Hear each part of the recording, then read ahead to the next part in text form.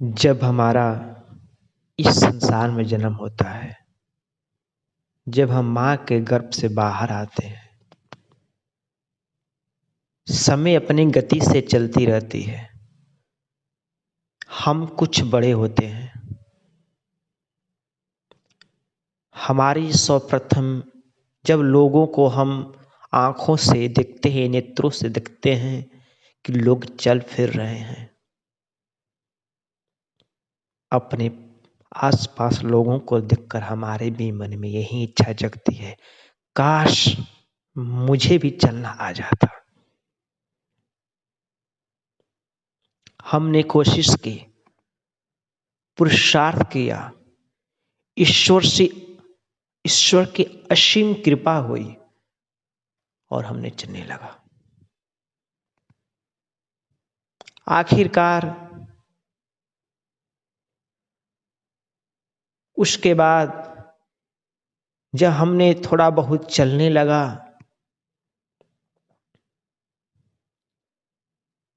तो फिर हमने लोगों को देखा कि लोग आपस में बातें कर रहे हैं। फिर हमारे अंदर एक और इच्छा जागती है, उत्पन्न होती है, काश मुझे भी बोलना आ जाता। ईश्वर से प्रार्थना किया, ईश्वर से हमने कामना की कि हे प्रभु,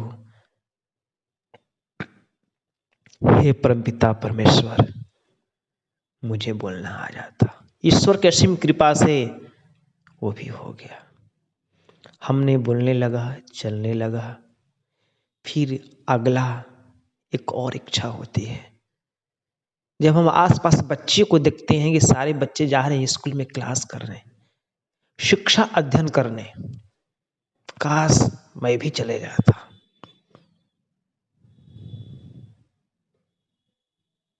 हमने अपने माता पिता से बोला, हमारे माता पिता नामांकन कराए और हमने भी पढ़ाई करना स्टार्ट कर दिया। पढ़ते पढ़ते पढ़ते समय अपनी गति से जा रही है। समय अपनी गति से जा रही है। पढ़ते पढ़ते जब हम जाते हैं 10th क्लास में, बोर्ड क्लास में, तो वहाँ एक हमें एग्ज़ाम देनी होती है, जिसको एग्ज़ाम अप्रूवल करने के बाद ही हम आगे क्लासों में जा सकते हैं।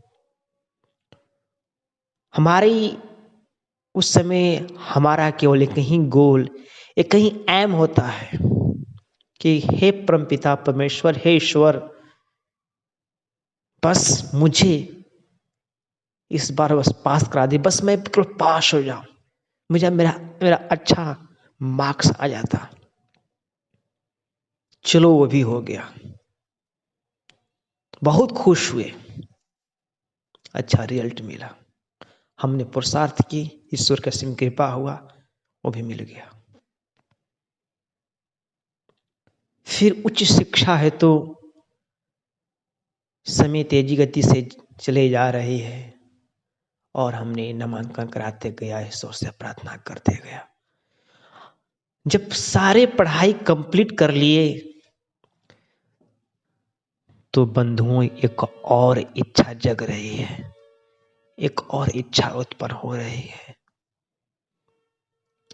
कि हे प्रभु, अभी तक मैं जो भी कुछ किया, इस सब करने से क्या फायदा जब एक नौकरी न मिले, कोई एक जॉब न मिले। हमने प्रार्थना की, उस जगत को चलायमान, जो सारा जगत चला रहा है, उससे प्रार्थना की। साथ ही साथ हमारा कोशिश रहा और हमें जॉब मिल गया, नौकरी मिल गया। फिर हमारे अंदर एक और इच्छा उत्पन्न हो रही है, काश एक अच्छी बीवी मिल जाती, एक अच्छी लड़की से मेरा शादी हो जाता, मेरा जो भी कुछ नहीं जीवन धन्य हो जाता और मैं कुछ भी नहीं चाहता। चलो वो भी हो गया। समय अपने गति से जा रही है। फिर कुछ समय के बाद हमारे अंदर एक और इच्छा जग रही है कि आज तक मैं इतना सब अचीवमेंट करके, इतना सब कुछ करके क्या किया, जब इसको देखने के लिए, इसको देख रेख करने के लिए हमारा कोई संतान ना हो, अर्थात संतान के भी कम ना किया, डिमांड की। हमने कोशिश की, ईश्वर का असीम कृपा हुआ, वो भी हुआ।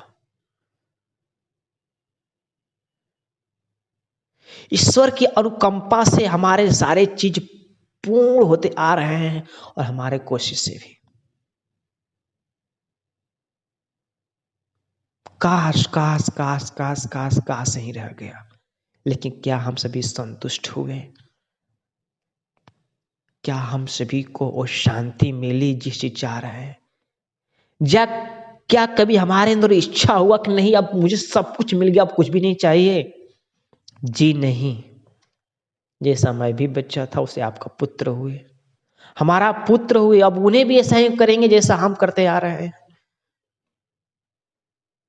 अब हमारे अंदर बहुत बड़ी प्रश्न खड़ी हो जाती है कि संतुष्ट होंगे कैसे?